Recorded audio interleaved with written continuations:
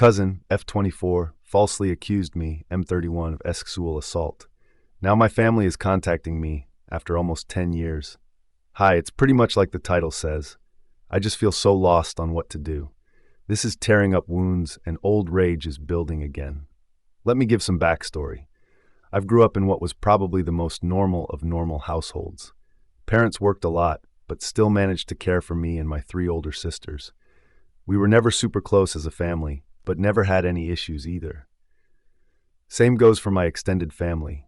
They always lived a few hours away, but we saw each other during summer holidays or Christmas and always got along great. But when we got older, we naturally grew apart as everyone had their own lives. I'm 31 now. In 2014, when I was 22 and attending uni, I got a phone call from my mother that turned my life upside down. I remember I didn't even answer at first because I was gaming with friends. But she called again immediately after the first call. This was an unwritten rule in the family. If you call twice like that, it's important. Like someone died, important. So when she called again, I excused myself and answered, only to hear chaos in the other end, like people were arguing. But when my mom realized I had answered, it sounded like she went to another room and closed the door. I just asked what was going on, and I heard she was crying. My memory of this conversation is a bit blurry, but she basically asked me if I had something to confess to regarding E. E is my cousin on my mom's side and is 7 years younger than me, 15 at the time. At that point, I hadn't even seen E for several years. I just said no and asked what this is about. She just cried even harder and started accusing me of sexually assaulting E back when we were children. That E had told everything to my sister, and that my sister told my mother and my aunt. E had told them that back when she was 9 and I 16, she'd been playing in my room when I came in and started feeling her under her clothes and kissing her. My mother screamed at me to say something, but I couldn't even speak. It was all so absurd. I remember thinking that must be some bad joke. The last thing I remember saying was that it's not true and that E is lying. But then my mom goes on saying that how E gave such a detailed description of where and how. Then she kept asking something like, "Did you do this? Did you do this?" And I just screamed back at her no each time. It all ended with my mom putting me on speaker and both my mom and dad saying that they don't want anything to do with me and never to contact them again. 2 of my sisters texted me later that day, pretty much saying that I'm disgusting and then blocked me. I know it's weird, but after that call I went to have a long shower. To this day I still don't know why I did that. After calming down, I started calling and texting everyone, even E. No one answered, and the ones who hadn't blocked my number by then quickly did so. The only thing I heard back was from my father, who texted me to stop contacting them and that they need to heal. That was 9 years ago, and I haven't spoken to anyone in my family since that day. To say this fucked me up is an understatement. I was living in a haze for weeks after that and hardly ate at all. It didn't help that this was right before I was supposed to defend my bachelor's thesis and was already stressed out. Luckily, my co-writer sensed something was up and saved me by controlling the conversation so that I got the easy parts. Without him, I would have failed. Needless to say, no one came to my graduation. Then started the worst period of my life. I spent the first year expecting the cops to knock on my door and arresting me for sexual abuse. I didn't land any jobs, just living off my saved money. I drank a lot and did oxy. I also grew resentful and violent. The only reason I didn't hurt anyone is because no one was around. My neighbor called the cops on me once after I had smashed a glass, but I managed to convince the officers that I had just dropped it, and they went away since there were no others inside my apartment. Instead of sleeping, I spent my nights planning how I could hurt E and make sure no one ever found out, even thinking how I could actually do the things she'd accused me of, but much worse. I know, I'm not proud of that. I landed my first real job in my field in late 2015. Only then did things start to improve. I focused all my time on my job, as it gave me something normal to do. Recovery was a slow process, but I drank less, sober now for 4+ years, and smiled more.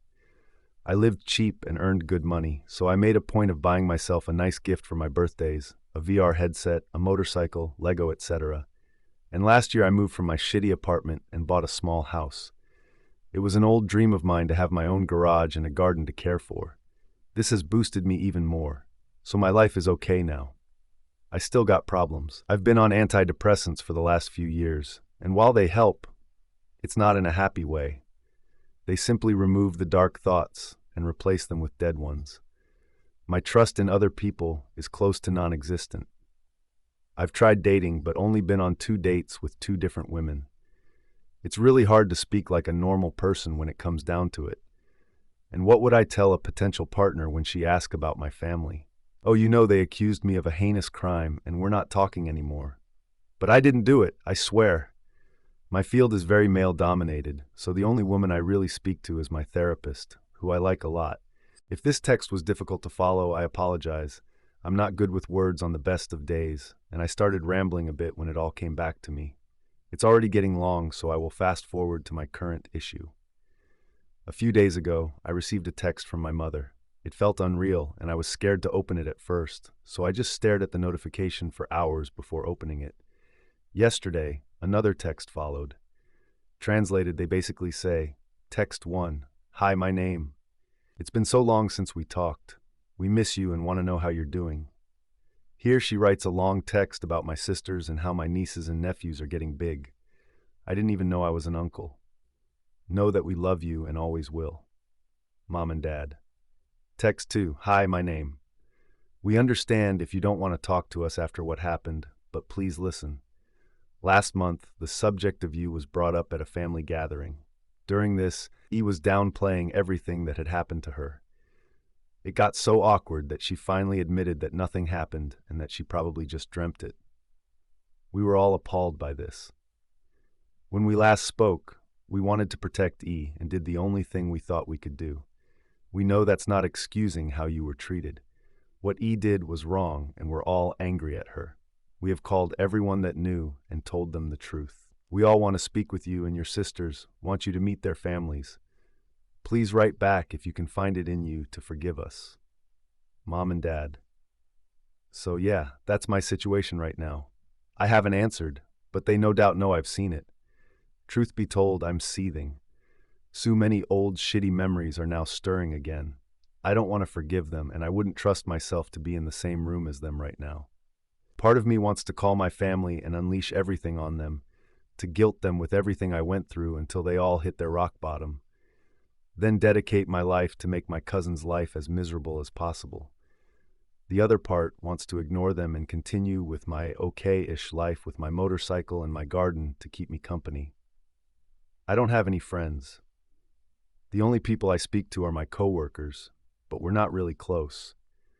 I've called my therapist's clinic, but they told me she's on vacation and won't be available for weeks, and I don't want anyone else than her. So that leaves internet strangers. So please, where to go from here? Do I ignore them and continue as is? Or do I answer? And if so, what to even write? I'm pretty sure meeting them in person would be a bad idea for a foreseeable future, but I'm not even sure how my life can improve from picking up those old threads. As embarrassing as it may sound, I've dreamed about the day when they apologized to be them throwing themselves to the ground and kissing my feet. Texting seems so anticlimactic now.